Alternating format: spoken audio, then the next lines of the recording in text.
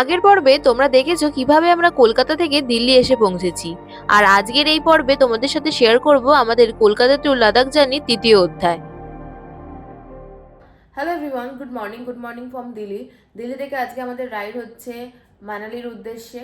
তো এখনো পর্যন্ত আমরা প্রায় রেডি হয়ে গেছি, ঘুম থেকে উঠেছি প্রায় 3টে বাজে। তখন রাত বলবো না দিন বলবো বুঝতে পারছিলাম না, এখনো বিশাল ঘুম পাচ্ছে, চোখ ফোক লাল হয়ে গেছে পুরো, ভুল ঘুম পাচ্ছে। বাট রাইডটা স্টার্ট করতে হবে, কারণ নয়তো মানে ভীষণ গরম পড়ে, আর তার জন্য আমরা ওটা অ্যাভয়েড করার জন্যই তাড়াতাড়ি রাইডটা স্টার্ট করছি। সো দেখা যাক কত দূর কি যেতে পারি এখান থেকে। যদি আমরা যদি মানালি যাই তাহলে মিনিমাম 550 কিলোমিটার মতন তো রাইড করতে হবে আজকে আমাদেরকে। আর আমরা প্রায় এরকমই রাইড করছি। প্রথম দিনে তো আমরা 1000+ রাইড করে ফেলেছিলাম, তারপরের দিন আমরা 500 কিলোমিটার মতন রাইড করেছি, 550 মতো। আর তারপরের দিন মানে আজকে 3rd নম্বর ডে আমাদের বাড়ি থেকে বেরানোর, 3rd নম্বর বা 4th নম্বর ডে বলতে পারো, কারণ দিল্লিতে আমাদের একদিন স্টে ছিল, কারণ বাইকের অনেক রকম কাজ ছিল। তো আজকে আমরা 4th ডেতে মানালিকে অ্যাপ্রোচ করব।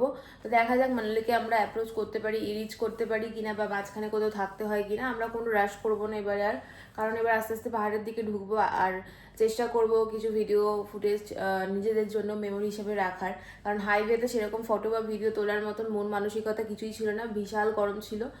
তো যাই হোক, এটাই সিজন, আর এই সিজনে আসতে মানে এই সিজনটা বেশ ভালো হয়, তার জন্য এই সিজনেই আসতে হয় লাদাখে বেসিক্যালি। তো সেই জন্যই আমরা যাচ্ছি আর কি।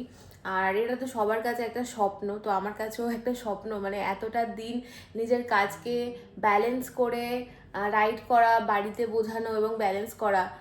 এবং ছেলেদের জন্য হয়তো এটা অতটাও ইজি না, কঠিন, টাকা পয়সা জমানো অনেক কিছু থাকে। বাট মেয়েদের জন্য এটা আরও বেশি কঠিন।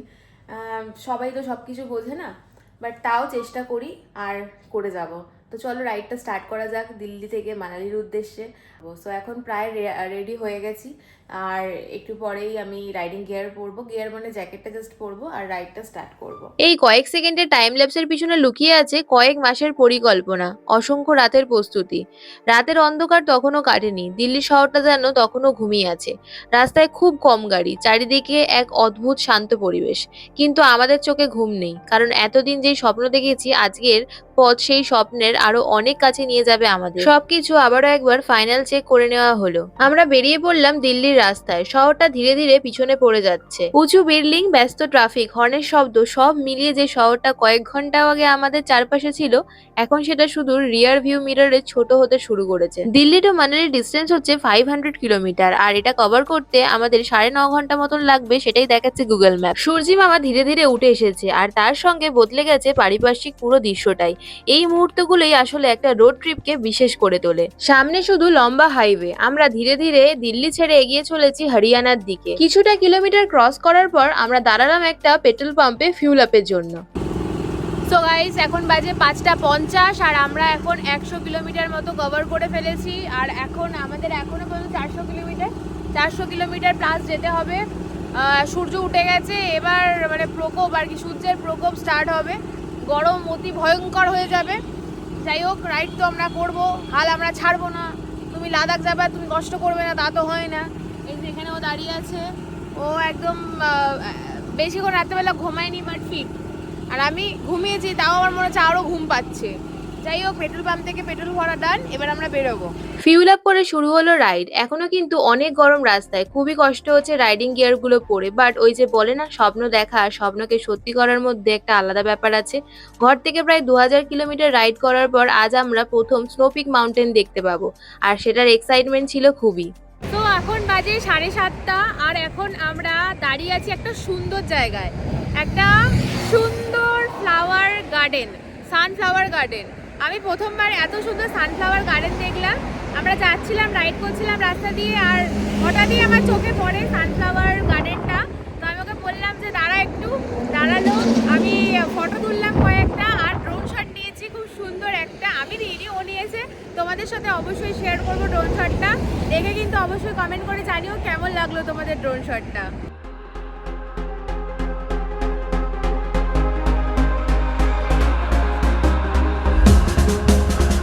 Lost beyond the edge, planning what to say.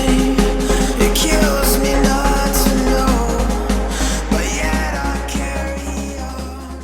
কখনো কখনো মনে হয় জীবনের সবচেয়ে সুন্দর উত্তরগুলো কোনো বইয়ে লেখা থাকে না, সেগুলো লুকিয়ে থাকে এমন দীর্ঘ রাস্তায়। প্রতি কিলোমিটার মানুষকে একটু একটু করে বদলে দেয়। দিল্লি থেকে আমরা 218 কিলোমিটার কভার করে ফেলেছি, ইতিমধ্যে এসে পৌঁছেছি পাঞ্জাবে। আর এখানেই আজ আমরা লাঞ্চ সেরে ফেলবো। আর আজকের লাঞ্চে ছিল পাঞ্জাবের স্পেশাল মাক্কে দি রুটি আর ডাল ফ্রাই। লাঞ্চ কমপ্লিট করে আবারও বেরিয়ে পড়লাম আমরা। আর মানালির ডিস্টেন্স এখান থেকে প্রায় 300 কিলোমিটার মতো এখনো বাকি আছে।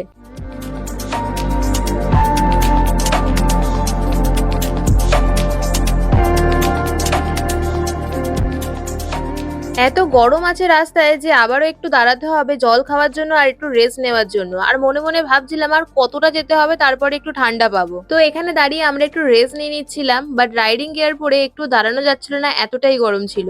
আর কিছু ঘন্টা রাইড করার পরেই কিন্তু আমরা একটা সুন্দর ওয়েদারে চলে যাব আর স্নোপিক মাউন্টেন আমরা দেখতে পারবো। তার জন্য এই কষ্টটা তো আমাদের সহ্য করতেই হবে। তারপরে আবারও চেপে পড়লাম গাড়িতে আর শুরু হলো আমাদের রাইড। আর এবার ফাইনালি কিছু কিলোমিটার এগিয়ে দেখা মিললো পাহাড়ের। আমরা হিমাচল প্রদেশে এন্টার করে ফেলেছি আর কিছুটাই বাকি আছে মানালিতে এন্টার করতে।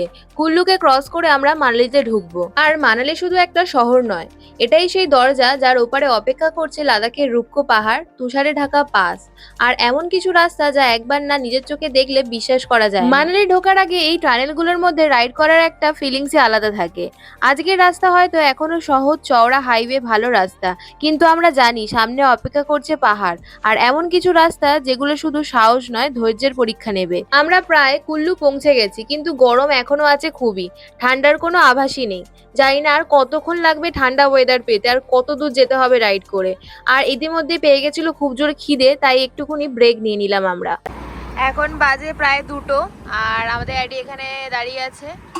আর আমরা এখন খাবো ম্যাগি আর মোমো, তাই অর্ডার করা হয়ে গেছে।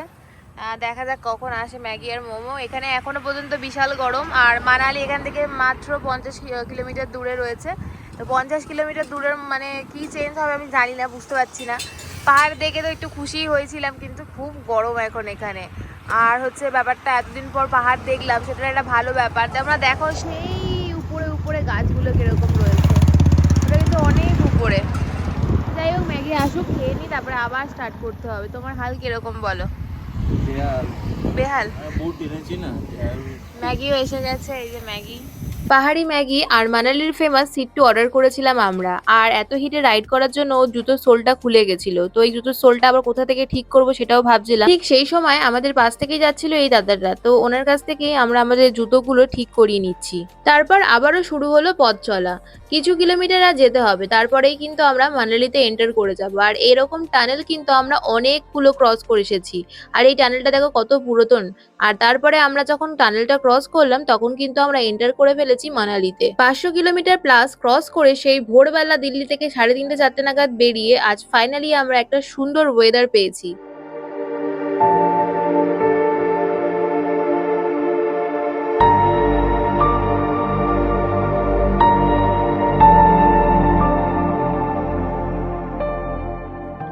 আর এই হচ্ছে মানালির বাস স্ট্যান্ড।